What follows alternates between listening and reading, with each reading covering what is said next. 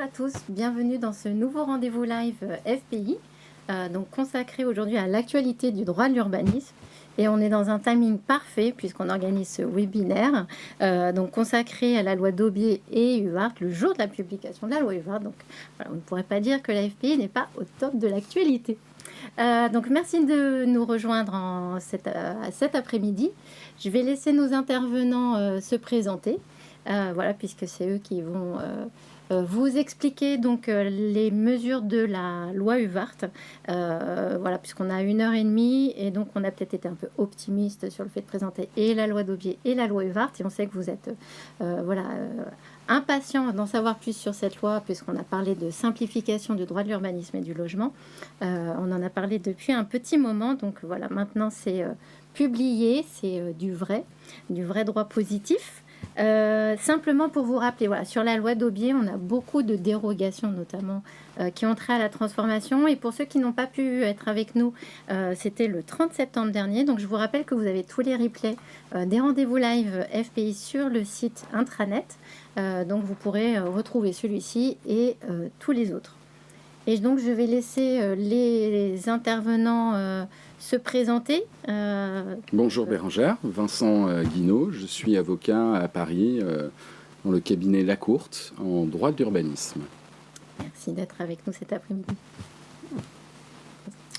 Francis Ebel, directeur général de la société de promotion immobilière Stradim, essentiellement présente dans l'Est de la France, et puis je suis également président de la commission juridique de la FPI. Merci d'être avec nous cet après-midi. Je vous en prie. Bonjour Bérangère, bonjour cher confrère, bonjour monsieur. Je suis Olivier Baudot, je suis avocat aussi en droit de l'urbanisme comme Vincent. Merci voilà, de nous retrouver. Donc on a séquencé cette... il y a beaucoup de choses dans la loi UVART, donc loi de simplification du droit et de l'urbanisme. Comme vous l'aurez compris, on va concentrer vraiment les échanges de cet après-midi sur tout ce qui a trait donc au PLU, au permis de construire et au contentieux de l'urbanisme.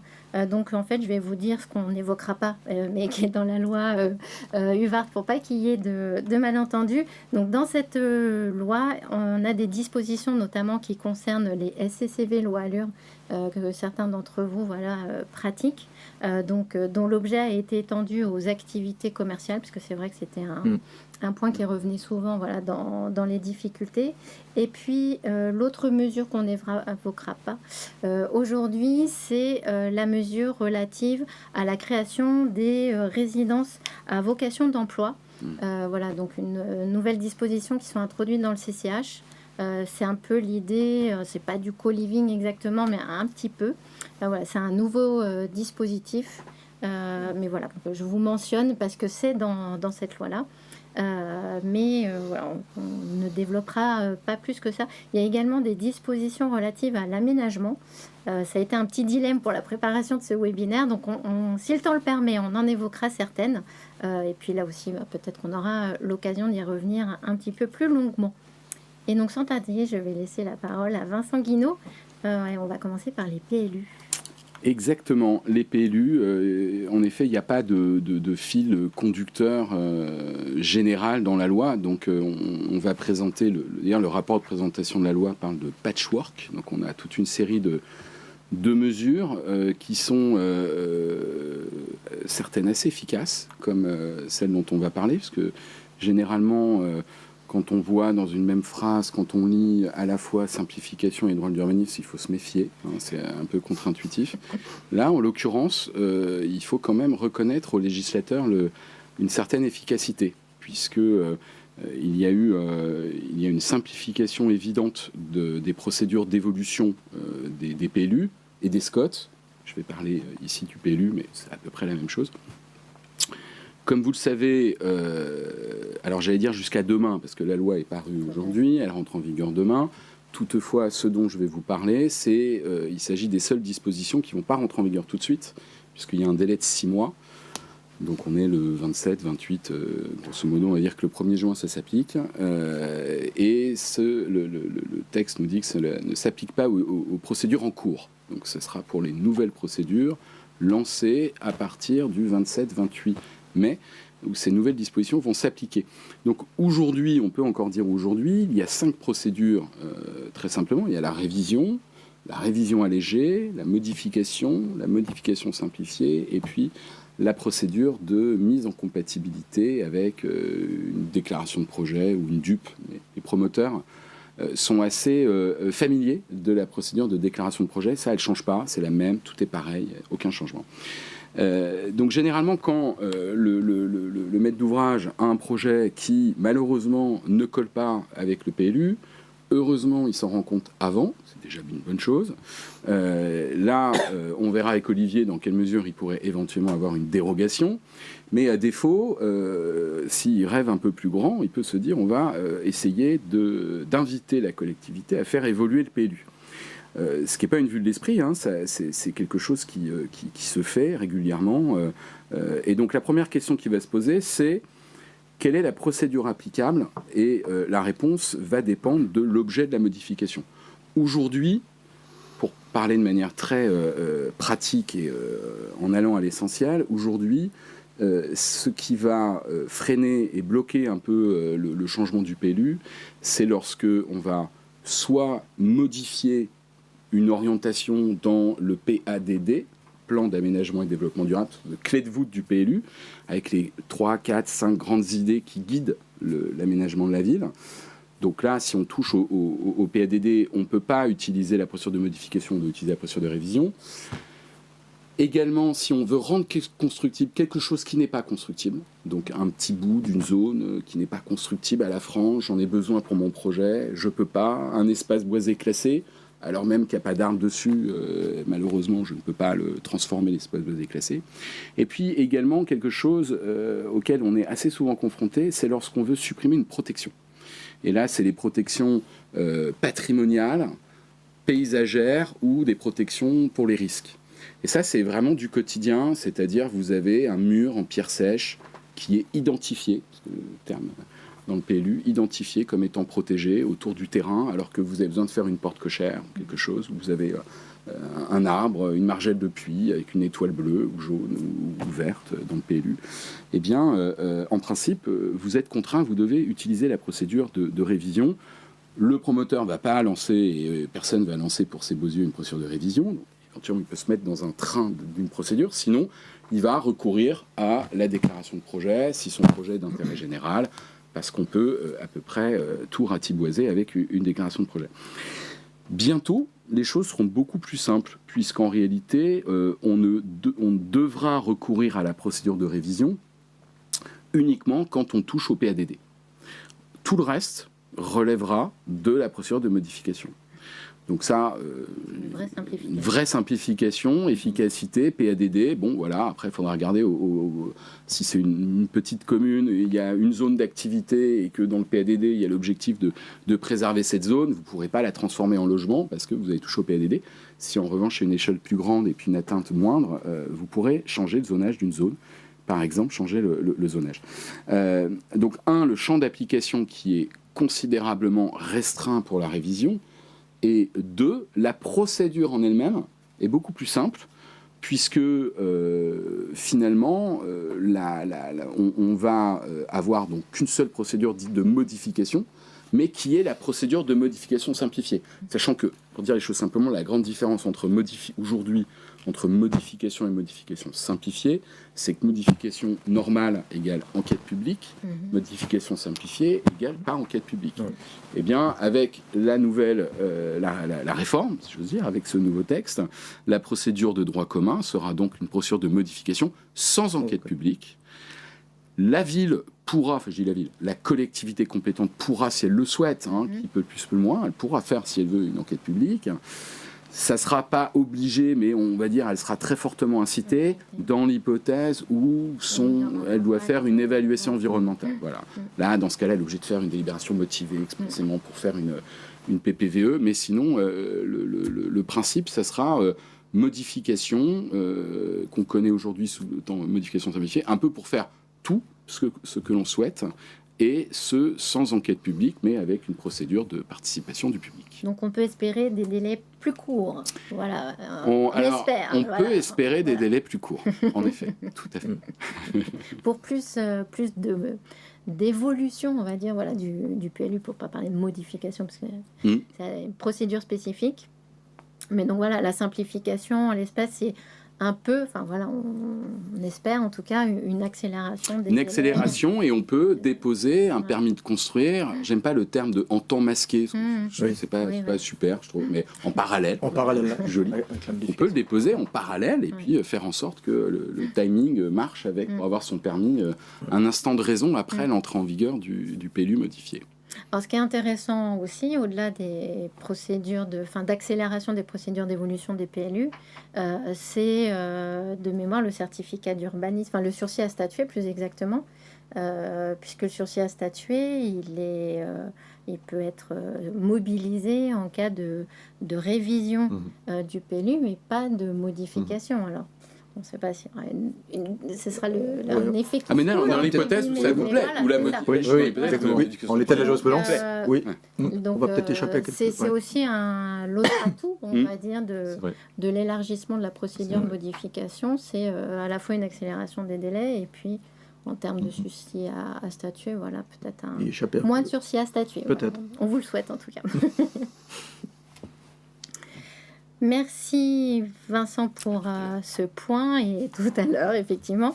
Donc, on va céder la parole à Olivier, donc sur la partie dérogation. Merci Bérangère, merci Vincent pour ces explications très claires sur les grandes évolutions qui vont arriver dans 6 mois pour les documents d'urbanisme. On parle de documents d'urbanisme aussi maintenant, mais plutôt pour y déroger dans le feu de l'action, ou en tout cas lorsque les collectivités s'apprêtent à délivrer un permis. Le pétitionnaire peut solliciter, lorsque le PLU y est contraire au projet, de nombreuses dérogations. On a fait récemment un webinaire live FPI sur le sujet. Ceux qui peuvent y avoir accès, je les y reporte parce qu'on a développé pas mal de thèmes, notamment sur la loi d'Aubier, qu'on n'aura pas le temps de réapprofondir aujourd'hui. Néanmoins, ce qui est intéressant de voir, c'est que la disposition phare qu'on a commentée lors de la précédente intervention, relative à l'article L152-6 du Code de l'urbanisme que vous avez devant les yeux, qui s'appliquait essentiellement en zone tendue, qui avait elle-même été élargie dans son périmètre avec des dispositifs récents, vient cette fois-ci être complètement dilatée dans son application, puisqu'on peut l'appliquer, cette dérogation L152-6, sur tout le territoire national, ce qui est une innovation majeure. Alors, on avait justifié cette dérogation à l'aune de l'impératif de vitesse dans les zones tendues, avec des enjeux pour créer du logement. Il faut croire que cette justification a cédé devant une certaine pression, puisque modifier un PLU, même si on simplifie la procédure, c'est long. Parfois, le maire veut délivrer le permis, parfois, il n'a pas la maîtrise. Il y a la temporalité, je pense. Ouais, et c'est le maire qui délivre ces dérogations, en tout cas l'autorité compétente, et souvent c'est l'EPCI qui fait évoluer le PLU, et c'est parfois très long, c'est pas la même temporalité. Et en effet, le coût. Et donc, la dérogation peut être un outil extrêmement puissant pour délivrer des permis dans un certain nombre de conditions pour produire du logement. Alors, c'est tout l'objet de cette disposition de L152-6, donc son champ d'application est désormais national. Mais, ça, c'est pour demain. Donc, c'est ça. C'est pour demain, Voilà. demain matin. Vous pourrez déposer... Tous au taquet. Vous avez tous le dossier bien préparé. J'ai sauté la slide. Le petit plus amélioration qui est sur la slide, ça va concerner l'article L152-6. Et c'est une litanie de dérogations. Donc il y en a 4 ou 5. Il y en a 4 ou 5. La plus intéressante, on l'a beaucoup développé lors du poisson lumière, c'est sur les plus 30% de gabarit, plus 15, plus 5 éventuellement. Et ces dérogations sont cumulables. Exactement. Mais donc dans la modification que propose la loi qui est donc applicable demain, en plus du champ d'application national, on a une suppression du premier alinéa de l'article 652-6 du Code de l'urbanisme qui... pardon, je me perds dans mes notes, puisque champ d'application national élargi. C'était les fameuses communes TLV, donc c'est ça. Et donc, deuxième modification, elle est là, pardon. C'est que on ne pouvait déroger qu'à certaines règles, et maintenant, on peut déroger intégralement au règlement. Une fois de plus... Pour la surélévation. Alors, pour la surélévation. Et c'est un spectre très large. Donc ça, c'était le deuxièmement de l'article L152-6. Il y avait un objectif de mixité sociale, cet objectif saute. Deuxièmement, on ne pouvait déroger qu'à certaines règles, et aujourd'hui, on peut déroger intégralement au règlement pour ces surélévations. Donc c'est quand même, dans la mesure où on crée des logements, bien sûr, c'est quand même, encore une fois, un assouplissement considérable de cette dérogation sur l'un de ces points. Alors, à côté de cet élargissement du champ d'application de la dérogation de l'article 152-6, il y a toute une litanie de dérogations nouvelles en matière de stationnement. C'est toujours un sujet éminemment important pour les promoteurs, que de pouvoir réduire le spectre des obligations en la matière. Et donc vous avez une liste un peu à la Prévert devant vos yeux. Pour les opérations qui vont consister à créer plus de 30% de surface de plancher sur un immeuble existant, de surface de plancher de logement, vous aurez donc une dispense de stationnement pour ces surfaces excédentaires sur un bâtiment existant, et pour créer du logement. Pour les opérations de 10 logements ou plus, celle-ci est assez surprenante. Il y a beaucoup de choses surprenantes dans cette... Vous aurez la possibilité, pour du neuf et de l'ancien, de mutualiser le stationnement avec une place en partage. Donc, évidemment, il faudra la demander, il faudra que la commune délibère, enfin plutôt, pas délibère, mais fixe les conditions, sa doctrine intérieure pour pouvoir l'appliquer. Mais, en tout cas, cette possibilité existe. La possibilité existe, mais le maire n'est pas tenu. Il n'est jamais tenu dans les dérogations. Tout ça sont des dérogations au stade de la demande de permis. Exactement. C'est pas on a les dérogations qui sont prévues, on va dire, dans le PLU, même si on en avait discuté, c'est vrai que c'est un petit peu contre-intuitif pour un rédacteur de PLU de prévoir une règle et d'y déroger dans le même document. Mais ça permet d'avoir des souplesses pour peut-être certains types de projets avec des caractéristiques données. Et puis après, il y a les dérogations, donc là, dont on parle, qui est au stade de la demande de permis. Exactement. Donc à l'initiative du porteur de projet. Exactement. Mais la plupart du temps sur décision motivée de la collectivité. Exactement. Et comme on l'a dit la fois précédente, la demande du pétitionnaire doit être elle-même motivée. Et souvent, il faut passer plusieurs examens de passage pour réussir à convaincre. Parce qu'il ne faut pas oublier la chose suivante, c'est qu'on parle de PLU. C'est quand même l'outil, depuis les années 80, si on compte largement, et au moins depuis la loi de 2000, la loi SRU, c'est quand même l'outil central de la politique de l'urbanisme, le PLU, et en fait, quand même, les administrations ont l'habitude de l'utiliser, les architectes également, les promoteurs également, c'est quand même l'outil central. Donc, quand on va commencer à proposer un champ dérogatoire, il faut que la pratique se développe et qu'une doctrine se mette en place dans l'administration. Ce qui commence à être le cas dans certaines villes qui l'utilisent assez fréquemment. On espère qu'on n'aura pas besoin d'attendre 7 ans. Comme pour la dérogation loi Elan sur la transformation, mais c'est pour ça qu'on vous en parle aussi, pour que vous les connaissiez et que vous en parliez et que vous en discutiez avec les services instructeurs, parce que c'est ce qu'on se dit aussi. Et vos conseils aussi, parce que souvent il faut présenter la chose de manière assez dynamique et convaincante pour rassurer. Oui, ce sont des choses qui peuvent jouer dans le cadre des PLU intercommunaux, je pense, parce que certains maires de certaines villes qui font partie d'une intercommunalité, effectivement, ne sont pas tout à fait d'accord avec les règles du PLU telles qu'elles ont été rédigées et acceptera peut-être quelques dérogations. C'est vrai, c'est un des cas d'usage qu'on a constaté. Mais pas que.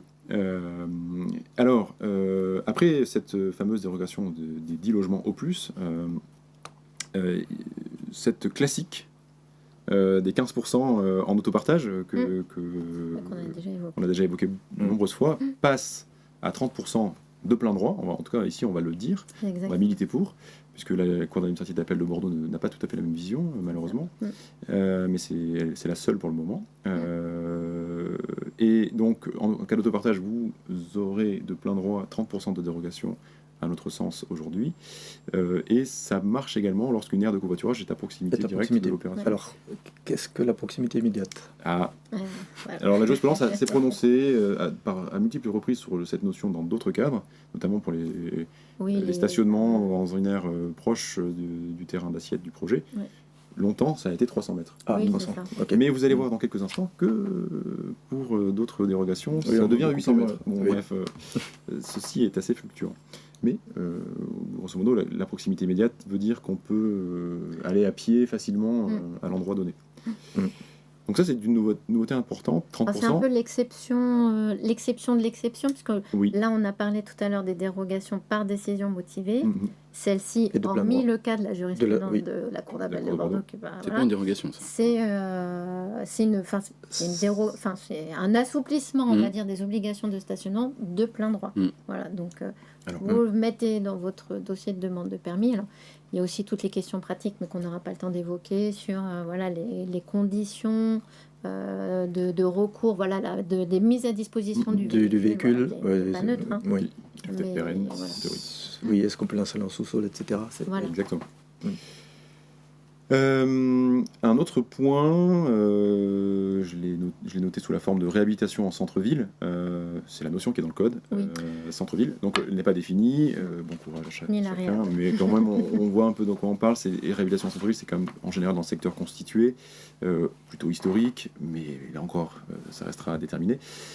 Et dans ces opérations de réhabilitation, quelle que soit leur surface, on pourrait avoir 0 place de stationnement si, quand même, une délibération est prise pour ce faire. Et c'est pas une modification du PLU, c'est une délibération ex nihilo. Bon, voilà, c'est quand même un peu particulier. Parce que la dérogation qui vient juste après, secteur 1 pour 6, qu'on connaît déjà. C'est les vélos, ce qu'on appelle la compensation auto-vélo. Elle existe déjà, elle est très pratiquée, on le voit dans la jurisprudence, puisqu'on a beaucoup d'arrêts ou de jugements de TA qui mentionnent cette pratique. Donc cette dérogation existe depuis un certain nombre d'années. J'allais dire la loi, mais je ne sais plus laquelle. C'est la loi mobilité. En fait, c'est la loi mobilité qui a imposé les locaux à vélo. Et effectivement, dans la suite, dans la mise en œuvre de cette loi-là, côté FPI, on avait sollicité cette compensation. Exactement. Donc 6 vélos pour une voiture. C'est ça. L'idée de base, c'est ça, 6 vélos pour une voiture. Mais ça prend la même place. Ça prend la même place, mais l'idée c'est quand même de ne pas cumuler les deux obligations et d'en avoir qu'une. Donc, sinon on aurait les deux l'un à côté de l'autre, donc ça ferait 2 fois plus de place. Cette dérogation, donc, elle était proposable dans le cadre des dossiers de permis de construire des promoteurs. Elle est assez souvent acceptée, parce que je crois que ça fait sens dans pas mal de cas. Ce que propose ici la réforme, c'est que le PLU institue des secteurs dans lesquels on sait vraiment que ça va être applicable. Et donc vous l'aurez vraiment de droit. Mais ça n'empêchera pas que la dérogation précédente. C'est ça. S'il n'y a rien dans le PLU, en fait, c'est ça, c'est soit la dérogation, entre guillemets, l'assouplissement, j'aime pas le mot dérogation. L'assouplissement est prévu au stade du PLU parce que maintenant la loi de simplification du droit de l'urbanisme le permet. Si cette possibilité n'est pas prévue dans le PLU, il y a toujours la possibilité de demander la dérogation au stade. Donc là, on ne parle que des nouveautés, on fait des petits à côté pour raconter qu'il y a quand même des maintiens d'autres règles. Et c'est vrai que c'est pas simple, vu la liste que nous avons. Voilà pour le stationnement. Donc florilège, longue liste. Tu en as une autre ? Oui, parce qu'il y avait un focus qu'on voulait faire avec Francis sur le BRS et les logements LLI. Parce que c'est vrai qu'on va dire qu'il y a la bonne et la mauvaise nouvelle, entre guillemets. Globalement, on a un texte de simplification, mais on le signale aux adhérents, puisque c'est un point important. Il y a aussi des dispositions qui permettent, vous savez, c'est tous les assouplissements qui existent déjà en faveur des logements locatifs sociaux. Et donc, ces dispositions-là sont élargies au BRS. C'est vrai que c'est une aberration. On avait sollicité l'administration sur ce sujet, c'était pas très heureux. Et on va dire que ça, c'est la bonne nouvelle. Et la mauvaise nouvelle, c'est la dérogation en faveur des logements LLI qui est supprimée. Et c'est vrai que c'est ce que... Aujourd'hui, c'est quelque chose qui nous permettait effectivement de sortir un certain nombre d'opérations LLI avec des opérateurs. Parce qu'on pouvait déroger en termes de stationnement, on pouvait refonder le projet. Et vous aurez d'autres dérogations accumulées avec celle-ci. Donc notamment la partie LLS, peut-être. Et un dernier point aussi sur lequel on voulait attirer votre attention, parce que c'était un point important aussi pour la fédération. Vous savez qu'on milite pour la densité des projets. Et donc à la FPI, on parlait de servitude, de densité. C'est quelque chose qu'on a essayé de plaider auprès des pouvoirs publics dans le cadre des débats sur ce projet de texte. Et au stade de l'Assemblée nationale, donc on avait obtenu ce qu'on appelle donc la servitude, on va dire ça, de densité, c'est-à-dire que quand un permis était déposé, il ne pouvait pas être refusé au motif que et dès lors qu'il était conforme au PLU, il ne pouvait pas être refusé. On est allé fort, et finalement on atterrit entre guillemets avec un amendement qui a été adopté au Sénat et qui en fait concerne les dispositions qu'on a dans le code de l'urbanisme qui permettait même jusqu'à aujourd'hui, on peut le dire, puisque la loi entre en vigueur demain, de définir des secteurs de densité minimale uniquement autour des sites de transport collectif. Et donc, ce critère en fait, de proximité des services de transport a été supprimé. Donc, ça veut dire qu'une commune pourrait définir plus largement des secteurs de densité minimale. Donc, à défaut d'avoir pu travailler, on va dire, la densité maximale, il y a au moins une généralisation, on va dire, de cette possibilité d'instaurer des secteurs de densité minimale. Donc, c'est un premier pas. Voilà, donc, qu'on voulait aussi vous signaler aujourd'hui sur tous ces sujets. C'est vrai que vous parlez de premier pas, et c'est important de le dire, ces évolutions se font à petits pas. La preuve avec L152-6 qui a mis un certain nombre d'années à devenir plus épuré sur les conditions d'application. Alors ensuite, pour parler un tout petit peu de la loi d'Aubier, quand même, par parallélisme, la loi de simplification introduit une nouvelle dérogation dans les zones d'activité économique. Alors, celles-ci sont définies par le Code de l'urbanisme à l'article L318-8-1, je regarde parce que c'est pas tous les jours que je le lis. C'est la loi climat et résilience, je crois, puisqu'il y avait l'idée de faire un inventaire de ces zones notamment. Donc ces zones sont listées, il s'agit des zones commerciales, artisanales, industrielles, j'en passe et des meilleures, dans lesquelles, alors même que souvent, et c'est bien logique, le logement est interdit, il sera possible d'aller solliciter une dérogation pour réaliser des logements ou des équipements publics d'ailleurs, rendu donc possible malgré l'interdiction générale. Alors il y a des conditions qui sont à peu près les mêmes que celles qu'on voit figurer dans la loi d'Aubier pour à peu près les mêmes secteurs, mais c'est pas les mêmes, tout à fait. Loi d'Aubier qui permettait pour les bâtiments existants de venir changer la destination et éventuellement de la surélever. Et ici, vous avez la possibilité, c'est ce que je regrettais dans la loi d'Aubier, de faire du neuf en dérogation pure à l'interdiction générale de faire du logement, alors avec des conditions de salubrité, de qualité architecturale.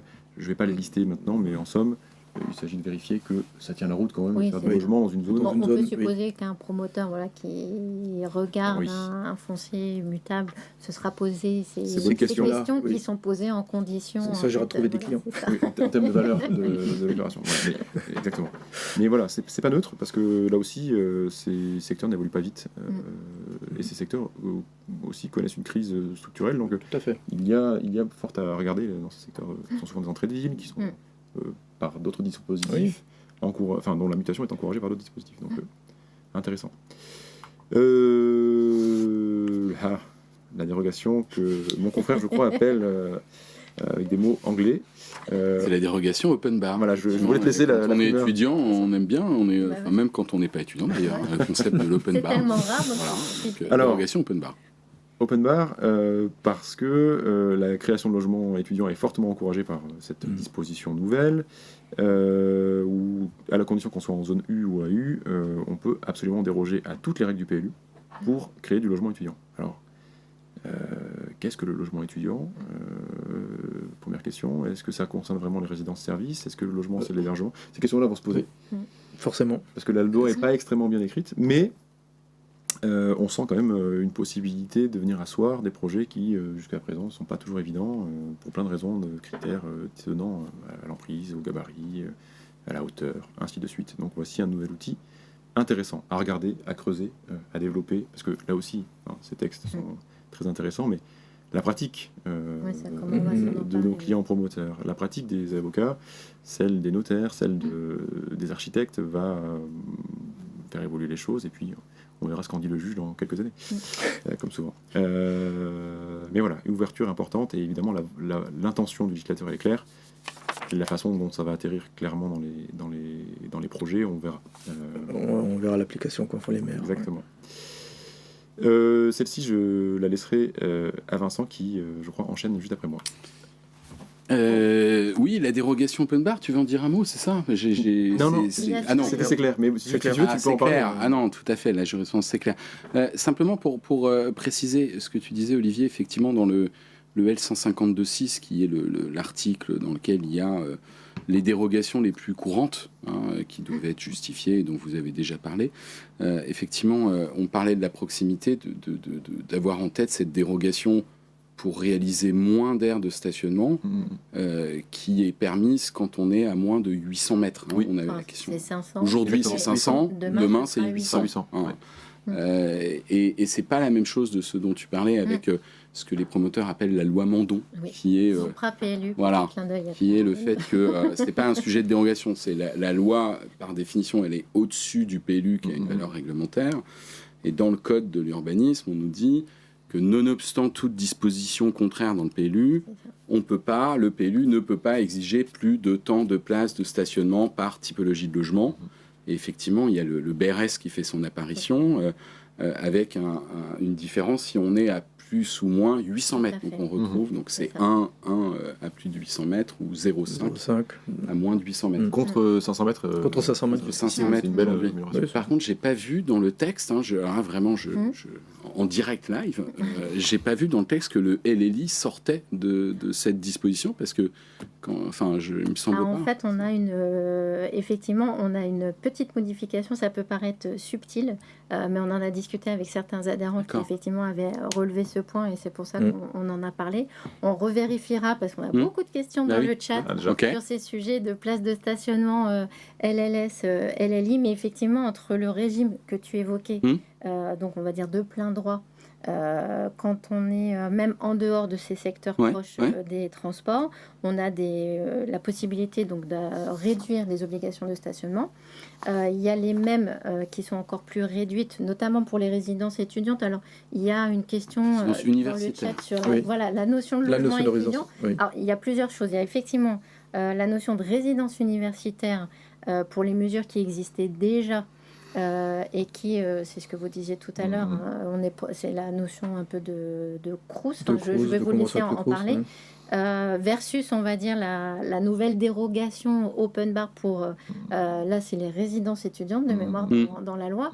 Celle-là, il n'y a même pas de définition. Autant, on ne sait pas si c'est une résidence gérée ou pas. Résidence universitaire, pour ce qui est des stationnements, elle est définie, il y a un renvoi, une définition dans le CCH, donc c'est un petit peu plus précis. Là, c'est la vraie dérogue open bar, parce que même la notion est open bar. Oui, c'est le logement de mémoire exclusivement réservé aux étudiants. Mais c'était juste pour bien souligner effectivement deux choses différentes. D'un côté, la dérogation qui dépend par définition du bon vouloir de la mairie, et de l'autre, une disposition législative qui rend illégale une disposition du PLU. Donc quand la mairie vous dit Duralex, Cedlex, je suis désolé, on changera notre PLU, mais en attendant, il faut que tu fasses les 10% de places visiteurs en plus. La réponse, c'est non. Après, c'est peut-être plus facile à dire qu'à faire.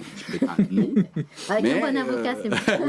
Mais effectivement, il appartient normalement à la ville de prendre un arrêté, de motiver en disant j'écarte l'application de l'article machin du PLU qui est contraire parce qu'il fixe plus. On voit souvent ça avec les places visiteurs. Et pour le logement libre aussi, puisque aujourd'hui c'est quand on est à moins de 500 mètres, demain c'est quand on est à moins de 800 mètres, pas plus d'une place de stationnement par logement, y compris dans le secteur libre. Par contre, je vais bien regarder en détail en rentrant, de manière convulsive, mais j'avais pas vu que le LLI sortait de la loi Mandon. J'avais préparé un petit tableau qui est de mémoire, j'avais glissé subrepticement dans le support de la loi d'Aubier, parce que là aussi, en fait, il faut qu'on arrête la publicité mensongère. À chaque fois, on dit qu'on va parler de plein de trucs. Comme on est qu'une heure et demie, on n'a pas le temps. Donc, dans le support, il y avait quelques éléments déjà sur la loi UVART, avec un petit tableau qu'on va reprendre à la lecture de la loi fraîchement publiée. Et qu'on vous rajoutera peut-être pour préciser dans le support. Voilà, tout à fait. On avait fait cet exercice-là. Voilà, donc on a fait le tour des dérogues et on va aborder maintenant le sujet des autres mesures relatives au permis de construire qui sont dans ce texte de simplification. Ok, donc mesures un petit peu en vrac, si j'ose dire. C'est le principe. C'est le principe des lois de simplification, c'est un peu les catalogues. Voilà, exactement. Alors, il y a une mesure qui est très intéressante, c'est la mesure qui prévoit la cristallisation des règles d'urbanisme. Et qui se fait écho en fait à une demande, quelque chose qui est assez intuitif d'ailleurs, mais c'est souvent qu'on pose la question en disant je comprends pas, j'ai mon permis de construire, voilà, je veux faire un modificatif pour faire je sais pas quoi, une extension, transformer un commerce en logement et je crée 100 mètres carrés de plus, que dois-je appliquer? Jusqu'à demain, et en tout cas pour certains permis, on doit appliquer le PLU en vigueur à la date de signature de l'arrêté.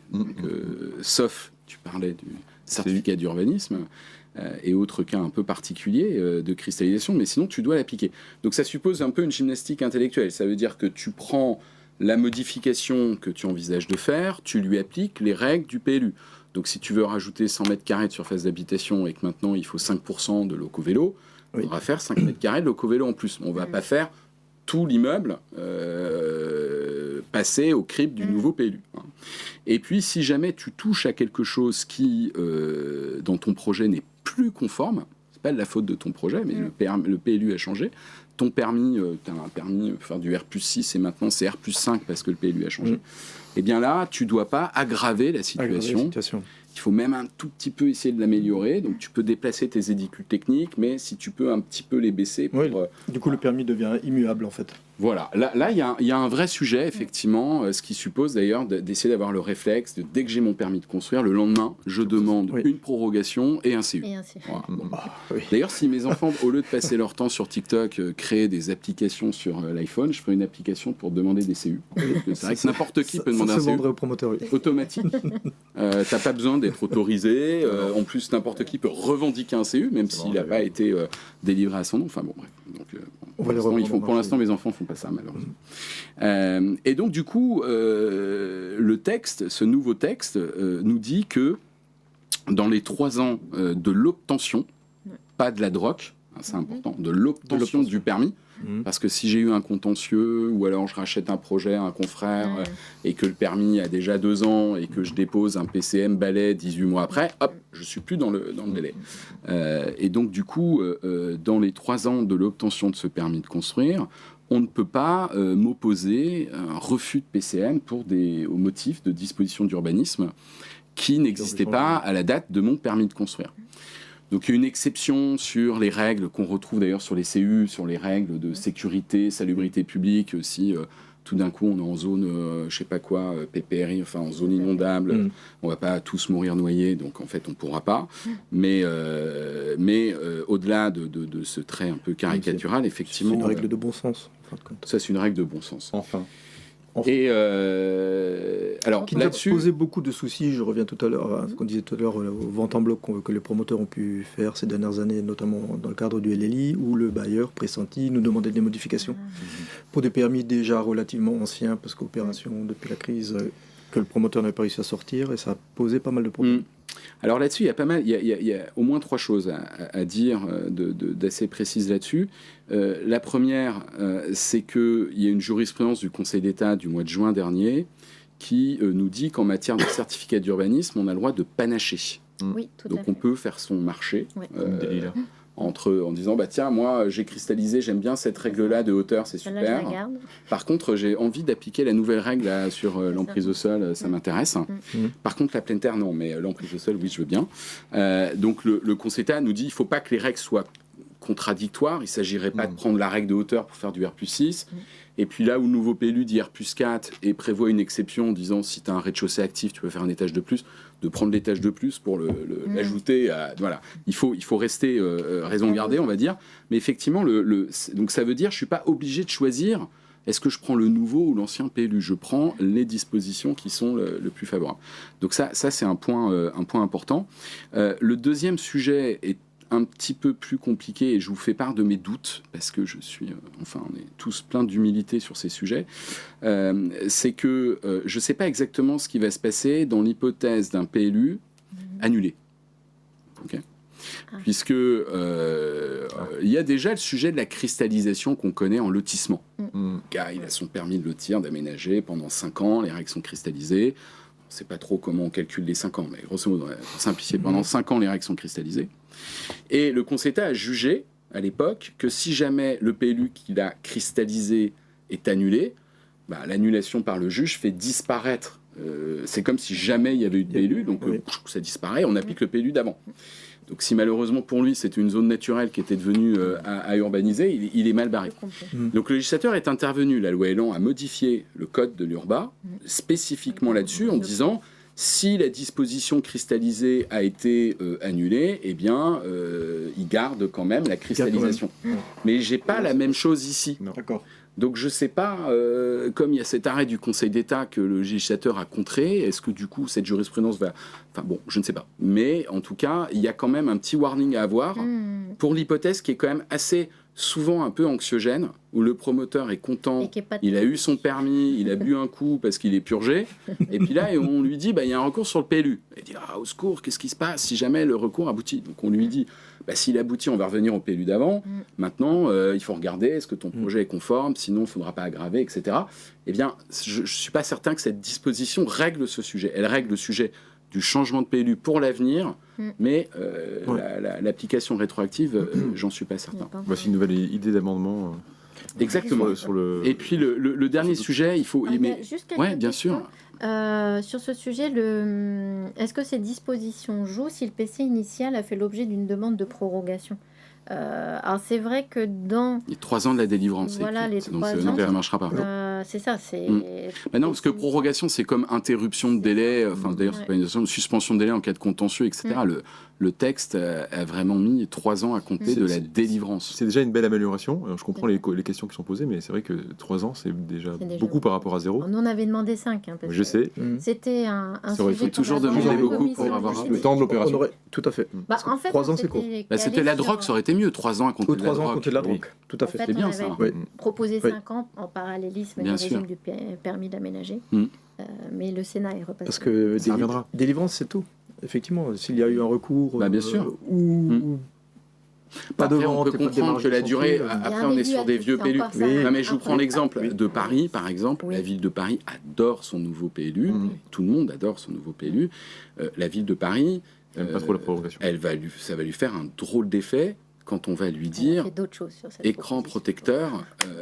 Et donc, du coup, d'ailleurs, il n'y a pas de disposition qui explique l'entrée en vigueur du texte. Non. Donc, pareil, en toute humilité, il me semble que ça s'applique au PCM obtenu après l'entrée en vigueur. Il n'est pas exclu que certains considèrent que ça s'applique que pour faire un modificatif d'un permis de construire obtenu après l'entrée en vigueur de la loi. Je n'espère pas. Mais c'est pas exclu. Mais bon. Ok. Alors, ensuite. Non. Reste optimiste. Oui, je pense que... Alors ensuite, une mesure pareille. Alors là, j'ai l'impression qu'il y a quelqu'un au Sénat ou à l'Assemblée qui a un projet de surélévation. Parce que, franchement... non, mais c'est vrai. Parce que sur les dérogations, quand on parle des dérogations, on dit... Alors le texte n'utilise jamais les mêmes termes. Donc c'est dérogation à la densité, des fois c'est au gabarit, des fois c'est... On ne sait pas. On ne sait pas. Le Conseil d'État a jugé que dérogation à la densité, il y a également l'emprise de sol qui est dedans. Pour la pleine terre, je ne suis pas du tout certain que ça s'applique. Si la pleine terre est assise sur la superficie des espaces libres, en augmentant l'emprise de sol, je vais réduire mes espaces libres, mais je vais faire un pourcentage de pleine terre. Mais si la pleine terre est assise sur l'assiette, sur le terrain, je ne suis pas certain que la dérogation fonctionne pour la pleine terre. J'attire en attention parce qu'il n'y a pas de jurisprudence. On ne sait pas trop ce qu'il en est là-dessus. Mais pour ce que tu disais, Olivier, tout à l'heure, pour la dérogation du L152.6, deuxièmement, sur la surélévation, au moins, ça a le mérite de la simplicité. De ces marchés, tu peux déroger au PLU. Comme la dérogation pour les résidences pour étudiants, tu peux déroger au PLU. Au moins, c'est clair. Eh bien, donc, la personne qui veut surélever, elle s'est fait aussi un petit truc ici qui est assez technique. Une disposition qui a beaucoup évolué au fil des débats parce qu'on l'a suivi de près et j'en profite pour saluer mes collègues des relations institutionnelles, Anne et Aurélie, sur la transformation. À la base, c'était sans création de SDP. Donc on se disait, mais à quoi ça sert, voilà. Après, ça a été 30%, ça a limité. Alors c'est pareil, la transformation limitée. Je ne sais pas ce que c'est. C'est un atterrissage, voilà, qui vaut ce qu'il vaut. Mais... Donc ça, ce texte, en fait, il y a une jurisprudence du Conseil d'État qui vous dit, la jurisprudence c'est clair, qui revient un peu à ce qu'on disait avec le permis de construire, parce que c'est la transposition de cette jurisprudence, la jurisprudence Leroy. La jurisprudence c'est clair vous dit, quand vous avez un immeuble qui ne respecte pas le PLU, ce qui est le cas à peu près 80% des immeubles haussmanniens à Paris, trop, ou trop dense, eh bien, on peut faire des travaux dessus, mais il ne faut pas aggraver la situation, il faut rester neutre. Ce qui posait un problème, le Conseil d'État avait jugé, par exemple, qu'on ne pouvait pas surélever un bâtiment qui était trop près ou un sujet de limite séparative, puisque ça aggravait l'irrégularité en fonction de la manière dont la règle était rédigée. Il y avait aussi un débat sur le changement de destination. On ne pouvait pas changer de destination un bâtiment qui était mal implanté par rapport à la voie, par exemple. Donc là, on a un texte qui, en réalité, contre la jurisprudence, en tout je cas, pense que c'était l'objectif. assouplit la jurisprudence, c'est clair. Ouais. Un peu cette idée de soutenir les projets de transformation, rénovation. On est à quelques mois après la loi d'Aubier, donc voilà, ça fait non, partie, mais c'est bien, hein, c'est toujours bon à prendre. Mais c'est vrai que c'est très focus sur de la surélévation ou transformation limitée d'un immeuble. Et ce que je comprends, j'invite les adhérents à poser la question du coup à Bérangère sur la définition de la transformation limitée d'un immeuble. Je leur parlerai de cette période de transitoire de 30%. Voilà, ça fait partie des pistes qui avaient été déposées devant les parlementaires, mais qui n'avaient pas été retenues. Alors une autre disposition très pratico-pratique, c'est l'abaissement de la majorité pour modifier les stipulations d'un cahier des charges de lotissement qui ont un objet réglementaire qui porte sur un peu une règle d'urbanisme, on va dire, puisque encore aujourd'hui c'est la moitié des 2/3 ou les 2/3 de la moitié.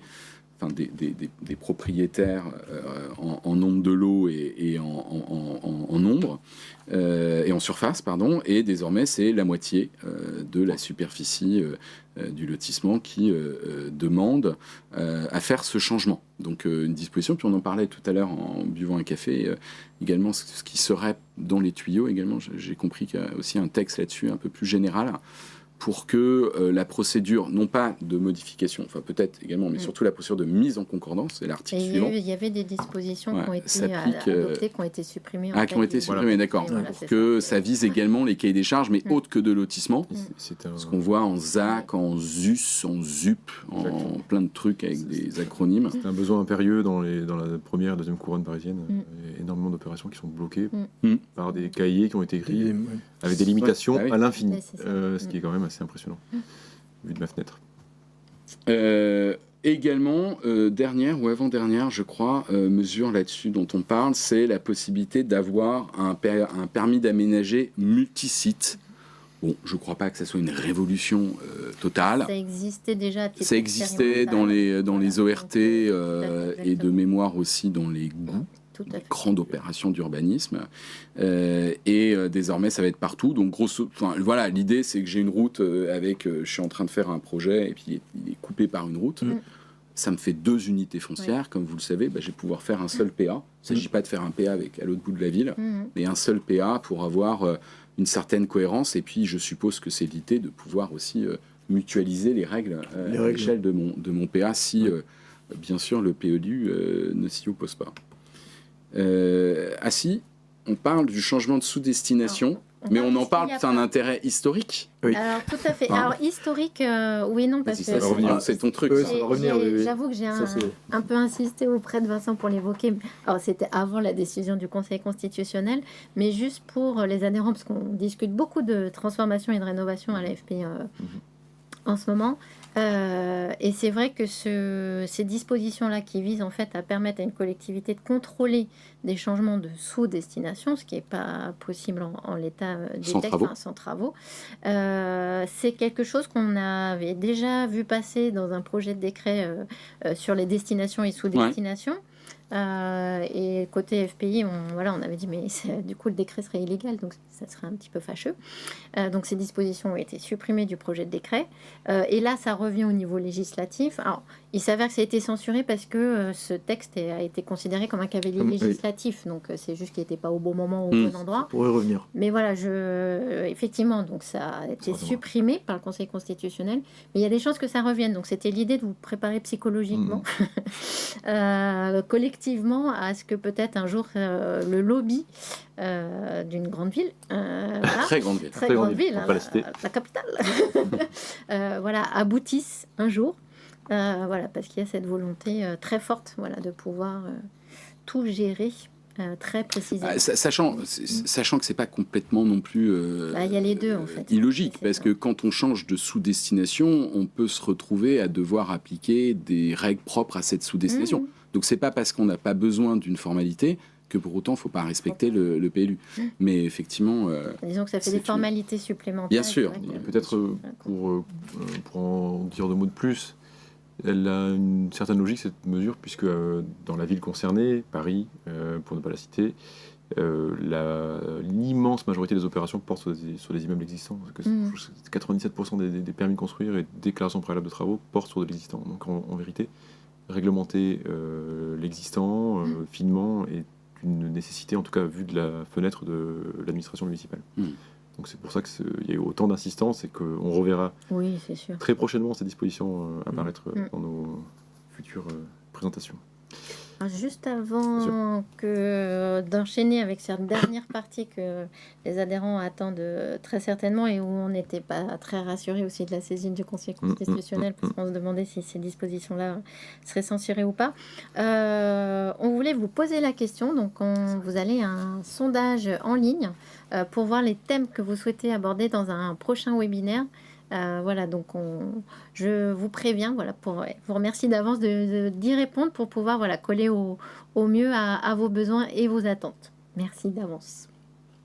Et donc on aborde cette dernière partie avec un sujet qu'adorent les promoteurs. Moi j'attendais déjà la réponse au sondage. Malgré eux, j'ai envie de dire. Le contentieux de l'urbanisme. Bien, contentieux de l'urbanisme qui lui aussi évolue très profondément, une fois de plus, et qui confirme son entière spécificité. Ça y est, là, c'est bon, je crois qu'on a franchi tous les curseurs. Alors, une disposition à laquelle la FPI tenait beaucoup, la voici devant vos yeux. C'est la limitation dans le temps, en matière de refus de permis de construire, de pouvoir substituer des motifs en cours de contentieux pour l'administration. Alors, vous le savez tous, l'instruction des permis de construire depuis la loi Macron, en 2015, ne permettait plus à l'administration de changer de position une fois qu'elle avait déjà exposé les motifs de son refus.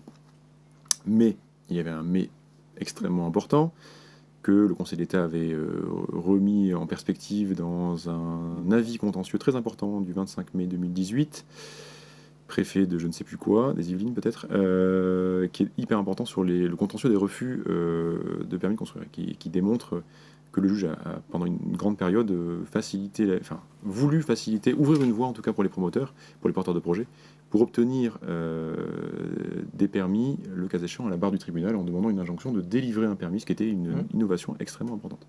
Bien. Très pratiqué. Très pratiqué, oui, je trouve aussi. Dans cette décision, dans cet avis contentieux important, publié au recueil, ainsi de suite, il y était mentionné le pouvoir classique de l'administration en matière de contentieux de substituer des motifs. C'est-à-dire qu'une fois que l'administration se rend compte en cours de contentieux qu'elle a pris une mauvaise décision, elle a le droit, c'est un pouvoir... deuxième chance.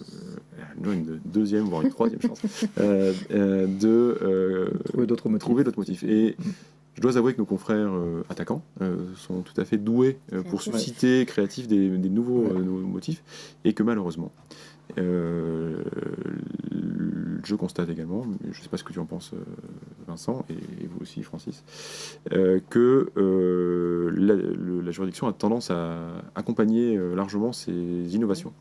Et donc, il s'est agi de limiter dans le temps, de conserver ce pouvoir de l'administration, parce que c'était à mon avis important d'un point de vue constitutionnel, mais de le limiter dans le temps, pour que, enfin,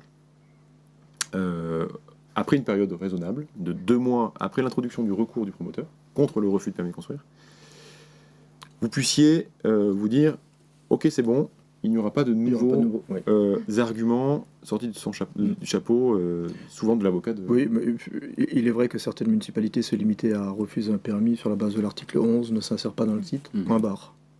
Après, vous avez du mal à préparer votre défense et savoir qu'est-ce qui est derrière, quels sont les autres motifs. Exactement. Et puis arriver au fil de l'eau devant le juge. Donc 2 mois, bon, 2 mois pour l'exclamation. Et en tant que promoteur, je dirais c'est long. C'est long, mais il fallait trouver quelque chose de satisfaisant, pour l'administration aussi, pour qu'elle matérialiser son pouvoir, et puis aussi que la jurisprudence administrative ne soit pas trop contrainte dans ses grands principes. Il y avait 2 choses en fait. Il y avait aussi, on va dire, en contexte de ces propositions qu'on avait débattues en commission juridique, l'évolution de la jurisprudence aussi du Conseil d'État sur les permis avec prescription, où donc le Conseil d'État vient dire quand vous déposez votre demande de permis et que la copie n'est pas correcte, l'administration n'est pas obligée de vous demander de la corriger et peut vous opposer un refus. Donc c'est vrai qu'en commission, on l'avait un peu analysé comme aussi une décision qui allait encourager et faciliter en fait les refus de permis. Donc face à ce constat-là, effectivement, on s'est posé la question de comment on peut agir. Donc d'où cette idée. Alors il y avait d'autres propositions qu'on avait formulées, mais celle-ci donc a été retenue. Et c'est vrai que le délai de 2 mois, c'était l'idée de dire, on a en cas de recours contre les permis la cristallisation des moyens dans un délai de 2 mois. Voilà, c'était un parallélisme. Ce ne serait pas choquant que finalement, quand on est sur un contentieux de refus, il y ait le même délai qui soit mis en face.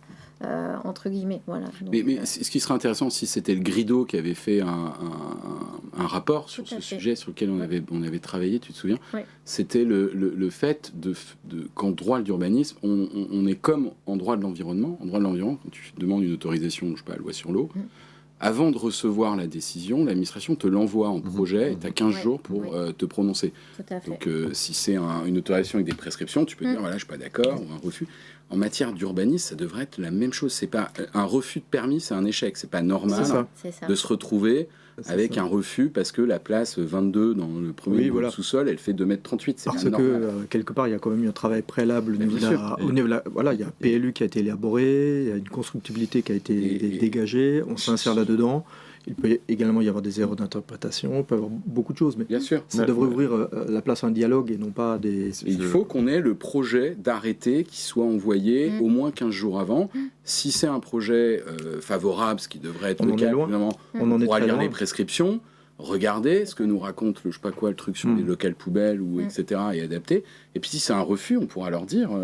ou éventuellement modifier, adapter. Mais c'est ça. Il y avait des dispositions qui avaient été introduites à l'Assemblée nationale dans la proposition de loi, avec cette idée de dire, voilà, j'ai eu un premier refus, j'ai un délai, alors, en tête, je ne sais plus quel était le délai, je crois que c'était 6 mois de mémoire de proposition, pour modifier, avant, entre guillemets, le refus définitif. Ah oui, d'accord. Et donc, pour amender ou répondre aux questions. C'est dans le rapport du Grido, le recours administratif. Inspiré de ces travaux-là. Donc ça, c'était à l'Assemblée nationale, ça a été supprimé au Sénat. Il y a quand même pas mal de mesures qui ont été supprimées, qu'on vous a rappelées, parce que voilà, il y a encore des choses à rajouter. On va revenir à la charge, vous pouvez compter sur nous.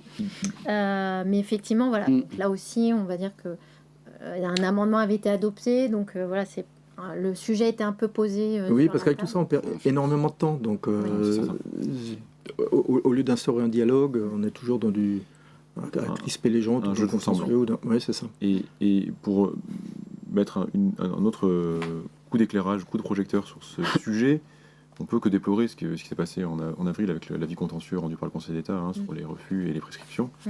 Pour moi, c'est une catastrophe de l'état de droit du point de vue des promoteurs. C'est-à-dire que vous n'avez aucune garantie essentielle. Et c'est vrai que cette idée du Grido que vous avez défendue ensemble paraît être une excellente idée pour contrer cette jurisprudence où le juge s'est un peu déresponsabilisé en disant bon, j'avais fait un effort en 2018, avis contentieux préfet, pour permettre un pouvoir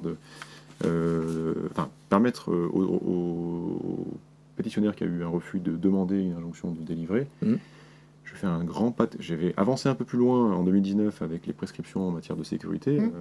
Ça vient d'être reviré il y a quelques jours, à la suite de cet avis contentieux d'avril dernier. Et donc, en fait, les promoteurs n'ont plus beaucoup d'outils. Cet outil-là, qu'on vient de commenter à l'instant même, est un outil de rééquilibrage léger. Et c'est vrai que la proposition que vous formulez pourrait permettre... Juste pour que les auditeurs comprennent bien ce dont on parle, c'est peut-être un peu technique. C'est le truc, c'est je dépose mon permis, j'ai un refus de permis parce que j'ai un balcon qui fait 75 cm alors que c'est 60 maintenant. Sur un projet de 150 logements. Sur un projet de 150 logements. Avec plein de balcons et tout va bien sauf ça. Et là, je peux attaquer en disant vous auriez dû me donner le permis en mettant une prescription comme quoi il fallait que le balcon en haut à droite du 4e étage fasse qu'1 centimètre de moins. Et le Conseil d'État a dit non. Si elle veut, la ville peut te donner le permis avec la prescription, mais tu ne peux pas lui reprocher de ne pas l'avoir fait.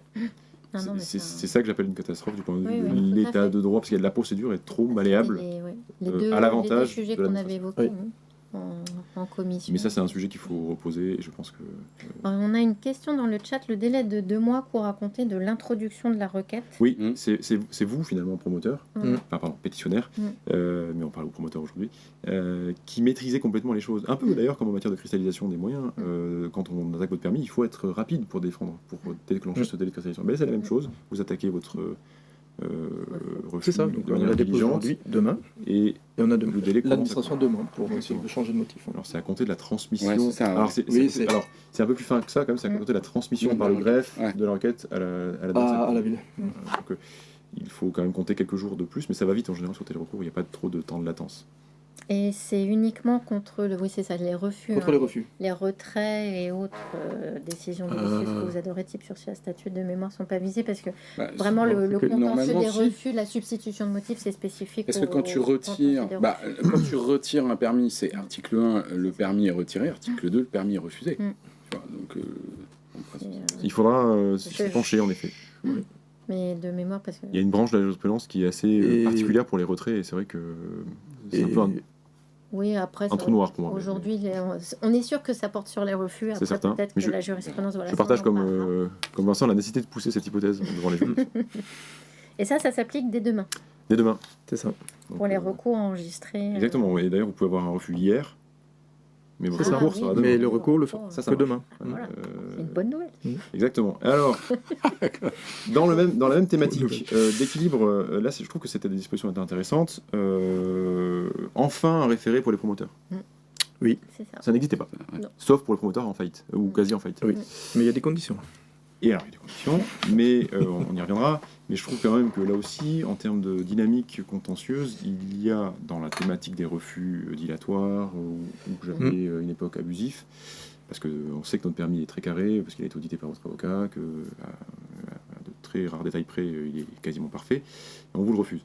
Le fait d'attaquer un permis en zone tendue, c'était devenu très efficace, puisque on n'a qu'une instance qui dure 10 mois, en théorie. Si vous êtes rapide et bien organisé, ça peut être très rapide. En parlant avec la juridiction, on arrive à avoir des calendriers de procédure efficaces. Pour le logement, oui. Et on arrivait déjà à pour le logement, bien sûr, et on arrivait à instituer pas un rapport de force, mais un équilibre déjà avec cette disposition précédente, avec les 10 mois et l'absence d'appel. Parce que le maire se dit, dans 10 mois, si j'ai un jugement, ça peut être très vite.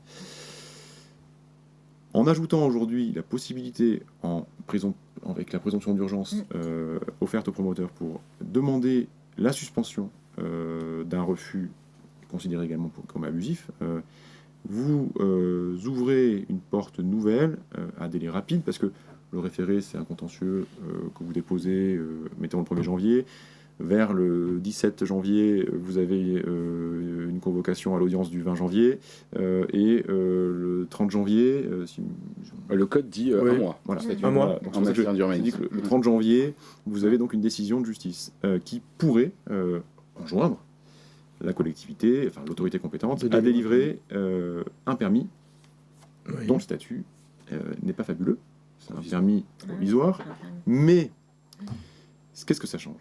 C'est le rapport de force, mais en tout cas, l'équilibre des forces. Parce qu'en fait, quand vous avez un outil qui ne sert à rien, parce qu'il était privé d'effet pour les promoteurs, parce qu'on n'avait jamais la condition d'urgence à cause des ressources financières des promoteurs, disons-le clairement, et bien là, aujourd'hui, on a un outil de rééquilibrage dans lequel vous pouvez donc avoir cette décision un peu précaire, mais quand même intéressante, et réinstituer un dialogue. Et moi, ce que je vois, ce que j'ai vu récemment dans certains contentieux, c'est que ça ouvrait potentiellement une phase de soit médiation, de discussion, soit discustion, et un rapport de force un peu favorable au promoteur dans ce cas-là. En tout cas, différent. Je sais pas si c'est favorable, mais en tout cas déjà, quand on est en débat et qu'on rééquilibre, c'est déjà beaucoup, et on peut parler. Et c'est ça que je constate. Après, ça va devoir être une fois de plus fait avec beaucoup de rigueur.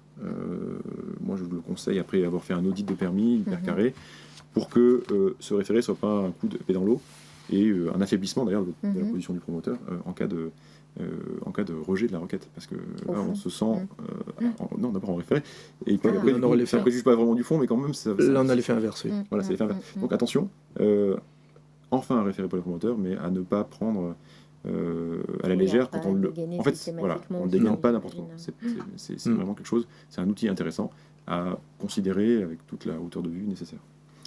Mais oui, c'est quand même une sacrée innovation que je n'attendais pas pour ma part. Est-ce que les tribunaux auront le temps de juger tout ça? Alors en matière de référé, c'est un contentieux d'urgence, il y a un vrai intérêt. La loi a reconnu nécessaire d'instaurer cette présomption d'urgence, donc ils devront trouver le temps. Alors peut-être qu'on débordera un peu le mois, mais déjà... Après, c'est pas non plus tous les jours que le promoteur parcourt contre la ville. C'est une solution un peu ultime. Soit ça permet de dire, effectivement, comme tu dis Olivier, de dire à la ville, que le maire puisse dire aussi à ses administrés, j'ai pas le choix, c'est le juge qui m'a dit qu'il fallait que je délivre le permis. Ou alors on sait qu'on est grillé dans la ville, ou je sais pas, mais c'est vrai que ça va pas être un contentieux de masse, je pense. Non. Ça peut être un outil pour rentrer en discussion. Mais voilà, c'est ça. C'est de dire... Pour réentrer en discussion. Réentrer. Normalement, on aurait dû être parlé avant. C'est un peu un outil de pathologie, mais pour peut-être, c'est un médicament de choc. En effet. Alors, après ces deux outils quand même assez considérables, un autre tout à fait retentissant, avec ce magnifique schéma que j'ai volé à mes associés ce matin, qui, appelons-le comme ça, consacre la neutralisation du recours gracieux. Alors, je vais vous le dire d'un bloc. On a eu de longues discussions. J'imagine. Moi, je suis assez sceptique, à tout le moins. Le délai est raccourci d'une part, mais surtout son effet est complètement suspendu. Alors, je sais très bien ce que les promoteurs vont me dire, mais attendez, c'est la foire au dilatoire, ainsi de suite. Je comprends parfaitement cette position.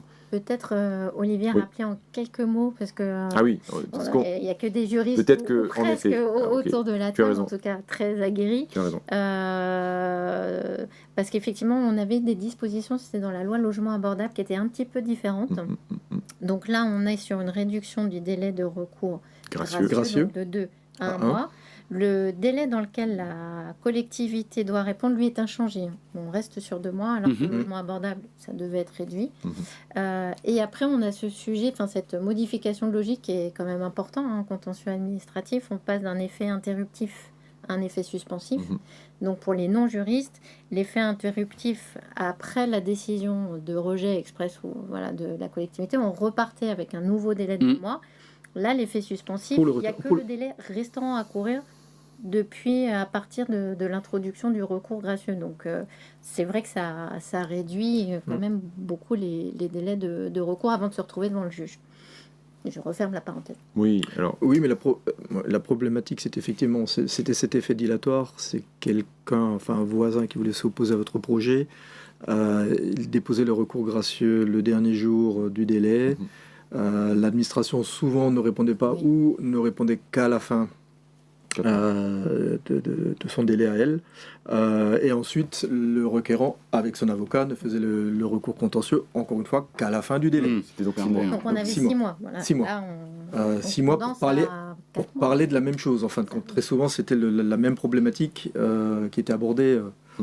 Et enfin, on se retrouve devant le juge pour voir si oui ou non on pouvait récupérer notre permis ou si le requérant pouvait avoir gain de cause. C'était quand même très long. C'est vrai, et en même temps, c'est qu'une partie des recours. Et l'autre versant, et c'est là que moi je trouve ça un peu dommage, c'est pas toujours possible, parce que les requérants ne sont pas toujours ouverts à la discussion, mais quand même, l'outil de la période de temps du recours gracieux permettait la discussion. Évidemment. Alors, pour une partie des recours.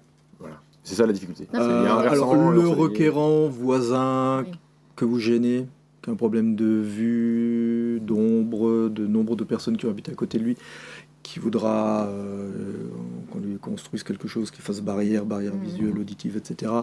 Oui, peut-être, parce qu'avec lui, on peut discuter. Par contre, la copropriété, qui a mandaté son syndic de copropriété et qui ne veut absolument pas d'une autre copropriété à côté d'elle, ça va être très long et très compliqué pour obtenir un accord unanime des copropriétaires pour dire non, en fin de compte, on discute et on lève le recours. Bien sûr. Et puis il y avait l'enjeu sur les promesses. Après, il y a la problématique des promesses, c'est que le portage foncier, les promesses ne sont pas assez longues. Après, il faut rediscuter avec les propriétaires de terrain, etc. Je suis assez malgré tout sceptique sur la qualité de l'échange. Et puis après aussi, là où je me dis que c'est un peu dangereux, et attention au deuxième effet qui se coule, si je peux me permettre, qui serait le suivant. Aggravation du stock d'affaires devant les tribunaux. Oui. On vous renvoie en médiation de manière systématique. Je le vois de plus en plus.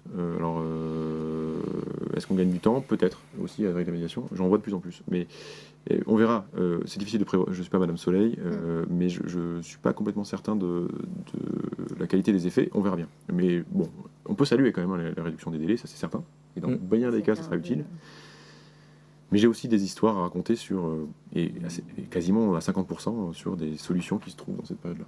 Avec un travail considérable de la part du promoteur pour entrer en dialogue, des avocats pour trouver des solutions, ainsi de suite. Donc c'est là que je trouve ça un tout petit peu...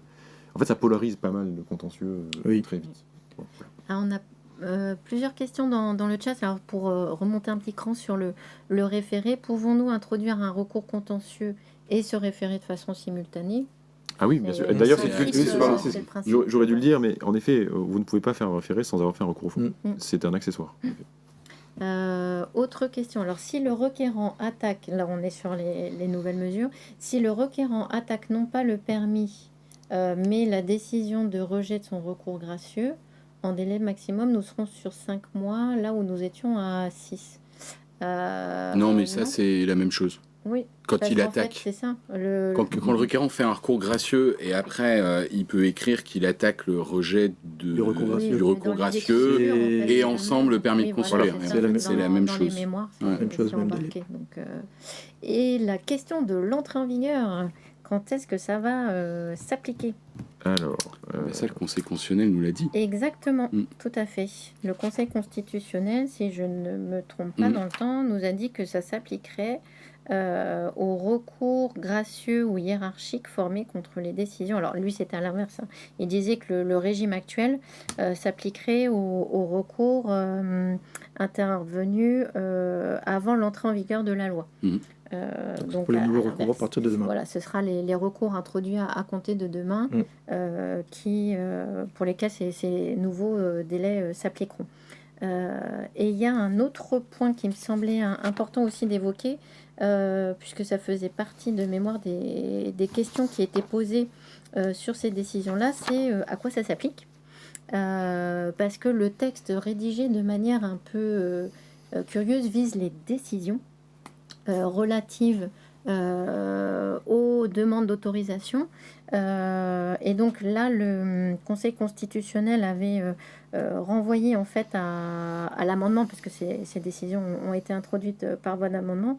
Et donc on sera sur tout ce qui est donc ces refus d'autorisation. Non, c'est il y a les refus constitutionnel qui a dit que ça s'appliquerait également parallèlement, voilà, en miroir également aux décisions négatives. C'est ça, exactement. Ça s'applique à toutes les décisions donc c'est pareil positives sur les refus et négatives. Après l'encadrement de la substitution des motifs et le référé suspension, la réduction des délais s'appliquera aussi à ces décisions. Recours gracieux contre un refus. Exactement. Ouais.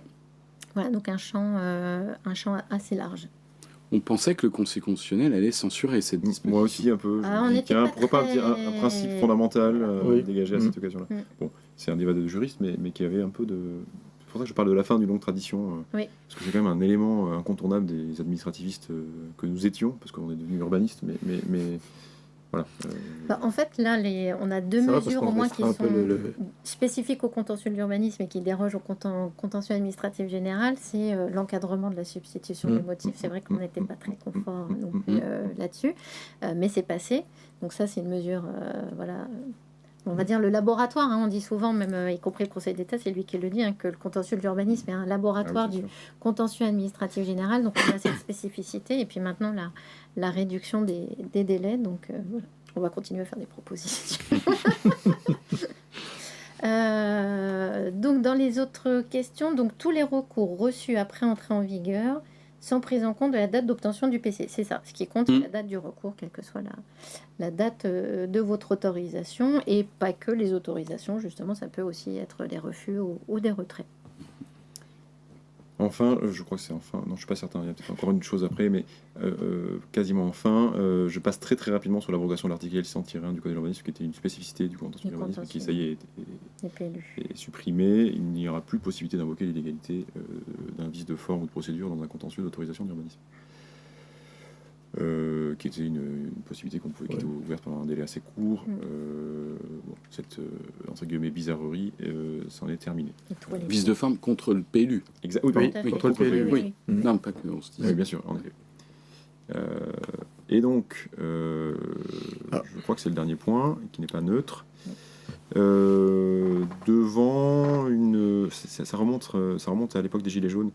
Devant une demande des maires importante d'avoir des nouveaux pouvoirs en matière de police de l'urbanisme, au sens cette fois-ci action post-travaux irréguliers du point de vue de l'autorité compétente, et en raison de la difficulté pour les autorités municipales, notamment à mobiliser la justice pénale en la matière et la complexité de la procédure, il avait été demandé et ça a été obtenu à l'époque en 2019, je crois, ou en 2020, des pouvoirs nouveaux en matière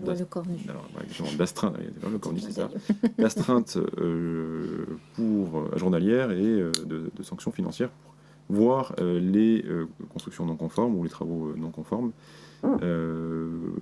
pouvoir faire l'objet d'une procédure d'astreinte administrative. Bon. Cette astreinte était limitée à 500 € par jour, elle montera demain à 1 000 € par jour, et le maximum de l'astreinte était de 25 000 €.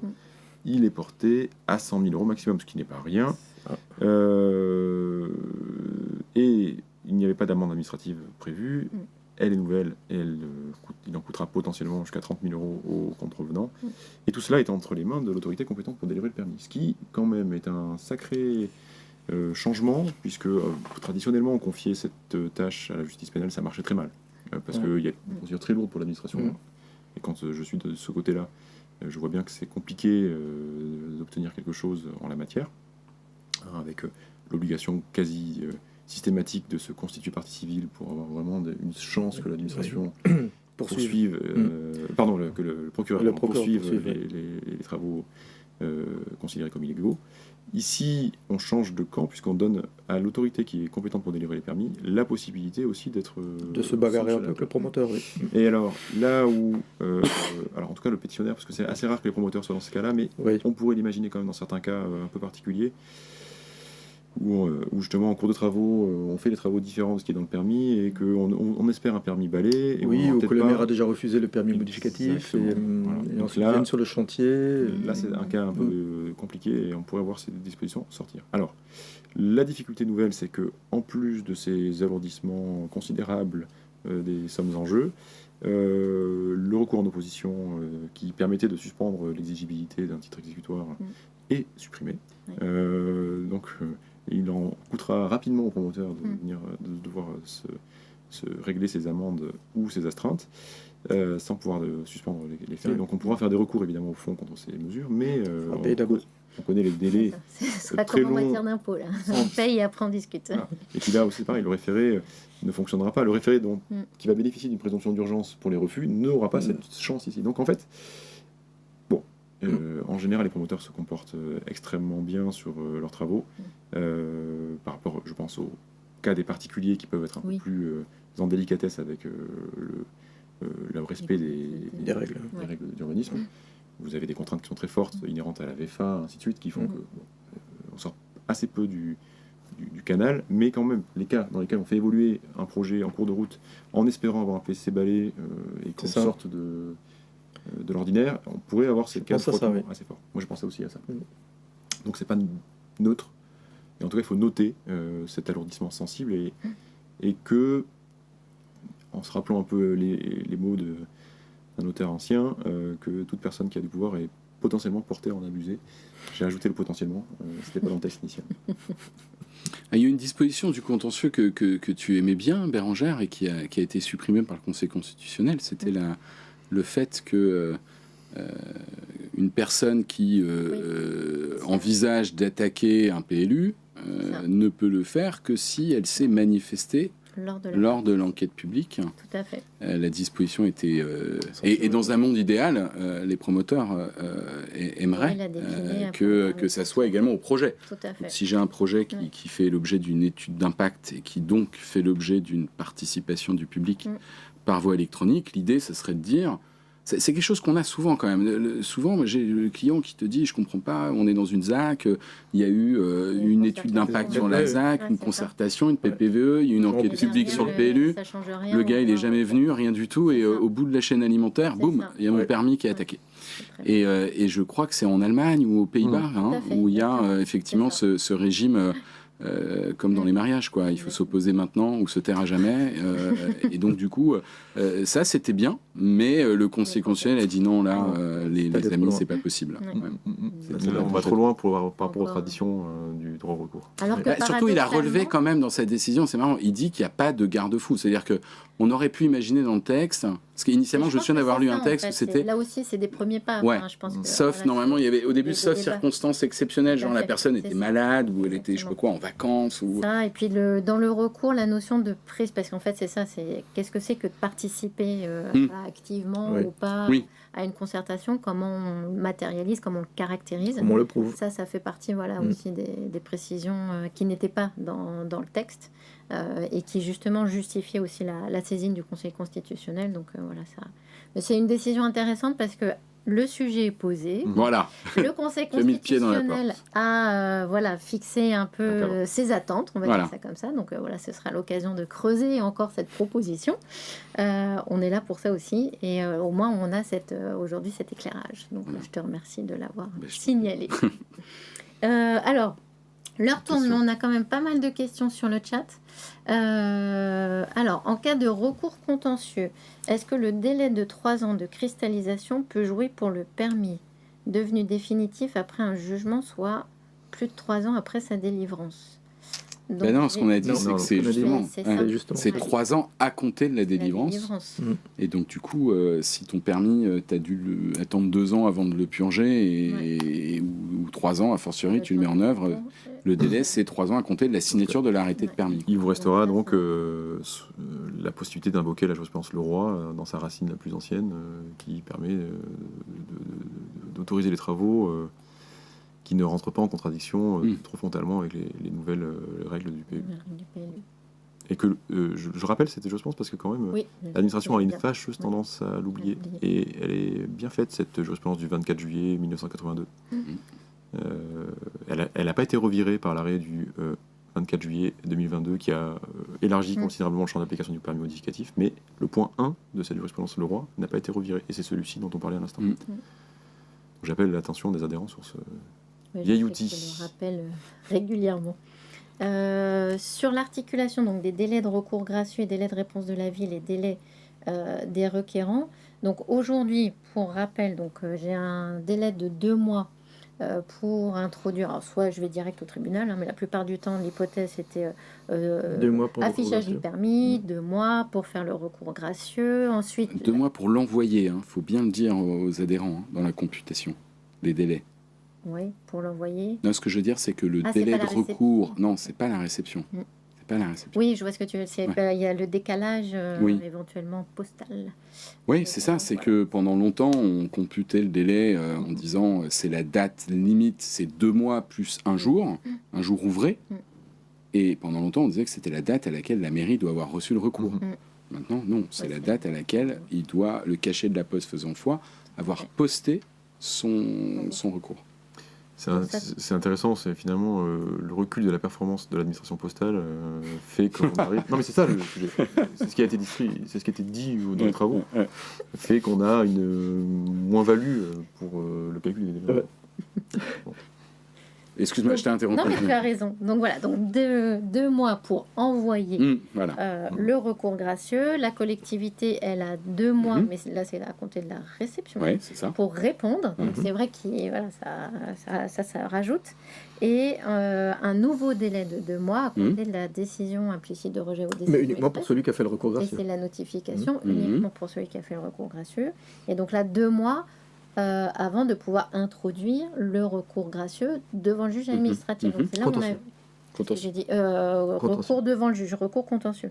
Donc entre l'affichage du permis et le rendez-vous entre guillemets devant le juge, on avait 6 mois. Et donc voilà. Là où vraiment on va réduire les délais à 4 mois, quoi, entre le 2 mois de décision implicite de rejet et 2 mois avec l'effet suspensif. Non, maintenant tu es obligé d'attaquer le permis dans les 2 mois de l'affichage.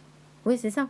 Donc je vais avoir l'effet suspensif, c'est après la décision implicite de rejet de la collectivité, j'ai le délai restant en caricaturant si mon recours gracieux est introduit 15 jours. Bon, c'est hyper optimiste. 15 jours à compter de l'affichage du permis. Après la décision implicite de express ou implicite de rejet de la ville, il restera 1 mois et demi pour introduire le recours devant le juge. Là où aujourd'hui, j'avais un nouveau délai de 2 mois. Tout à fait. Donc ça nous fait 4 mois maximum. Parce que j'ai mon délai de recours, quel qu'il soit, de 2 mois, et ma décision implicite de rejet de 2 mois. Mais voilà, mais on essaiera de faire des jolis schémas pour je pense qu'une plage du temps, une petite frise, ça serait bien. Exactement. Normalement, j'ai ça en stock. Ensuite, alors sur donc la date d'entrée en vigueur de cette réduction des délais, donc c'est ce que nous a dit le Conseil d'État, c'est les recours introduits après publication de la loi, et c'est la précision qu'on a apportée, peu importe déjà la nature de la décision, ça peut être refus, recours, enfin permis, retrait, et quelle que soit la date. Et on a encore d'autres questions. Le requérant dispose-t-il toujours d'un délai de 2 mois pour contester la décision de rejet de recours gracieux? Alors, ce délai de 2 mois, c'est ce qu'on vient d'expliquer, c'est un délai global. Donc, en fonction du délai qui a expiré, qui a été consommé, on va dire, entre guillemets, avant l'introduction de ce recours gracieux, ce sera le délai restant à courir qui permettra de saisir le juge. À revenir sur les dates d'application de la loi d'Aubier et UVART, alors oui, peut-être préciser celle qui requiert un décret d'application ou pas. Là, toutes les mesures qu'on a évoquées aujourd'hui hormis ce que tu rappelais sur les PLU, ce fameux délai de 6 mois. On n'attend pas de décret. Mais il n'y a pas besoin de texte d'application. Toutes les dérogations sont applicables à compter de demain. Sur les recours, donc ça aussi. Et sur les mesures de la loi d'Aubier, donc toutes les dérogations, c'est pareil, elles étaient applicables entre guillemets du jour au lendemain. Peut-être parce qu'effectivement, on a eu quelques questions qui font un peu le lien entre guillemets entre la loi d'Aubier et la loi UVART. C'est un peu, on va dire, la simplification des projets de transformation. Il y a eu effectivement pendant les débats sur la loi UVART des dispositions pour simplifier et accélérer les changements de destination en faveur de la mixité fonctionnelle des bâtiments. C'était cette idée qu'on pouvait transformer un bâtiment sous condition avec une simple déclaration préalable. Alors c'est toujours possible, mais là on sortait des critères d'intervention de travaux. Donc ça avait été prévu pendant un temps dans la loi UVART et finalement ça a été supprimé. Et ce qui ressemble, mais un peu de loin entre guillemets, c'est le permis double destination de la loi d'Aubier, qui lui effectivement permet, lorsque la collectivité l'a instauré dans certains secteurs, de prévoir des permis de construire d'une durée de validité de 20 ans, avec une information de l'administration quand il y a le changement de destination. Ça fait un peu le lien avec la réversibilité des bâtiments.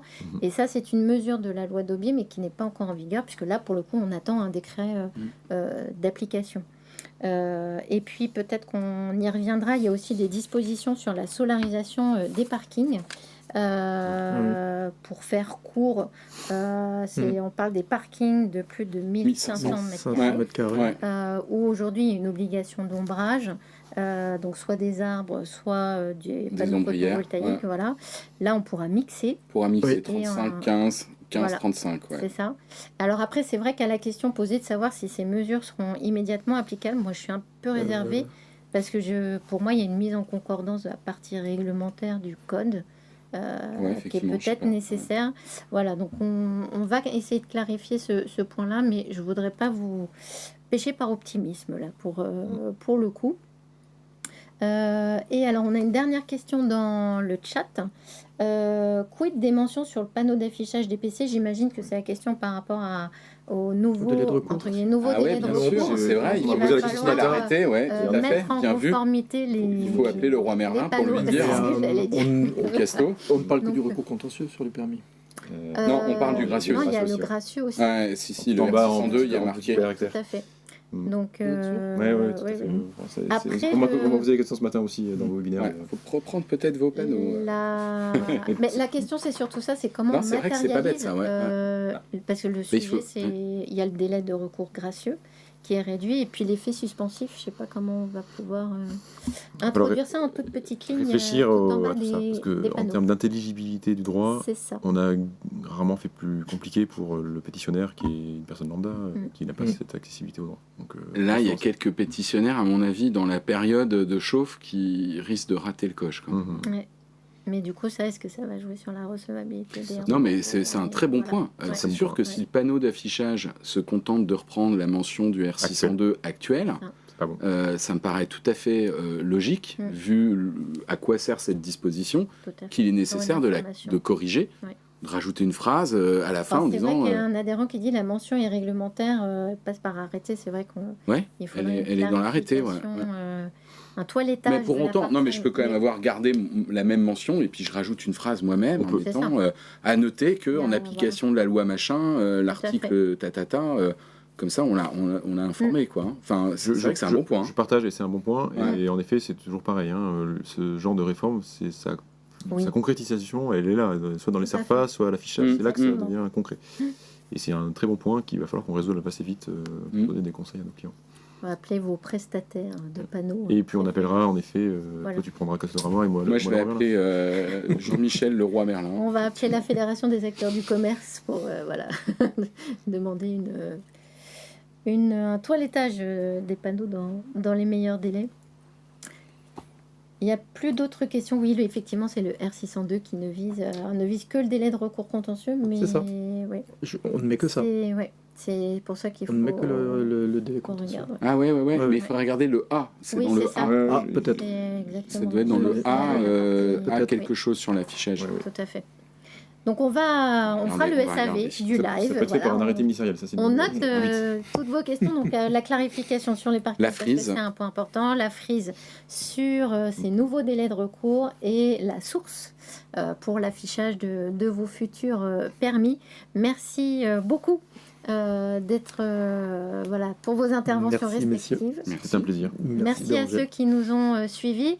Et le résultat on vous transmettra le résultat du sondage. J'en profite pour vous dire d'ores et déjà qu'on a un prochain rendez-vous live FPI qui est prévu le 15 décembre à 14h30 pour parler d'autres sujets concrets et plus particulièrement la bonne pratique et les outils pour préserver la trésorerie des acteurs, donc maîtres d'ouvrage, entreprises et sous-traitants. Et on aura avec nous le médiateur des entreprises pour en parler. Puisqu'il voit ces sujets-là à peu près aussi quotidiennement que vous. Voilà. Un grand merci. Bonne fin de journée. Au revoir. Au revoir.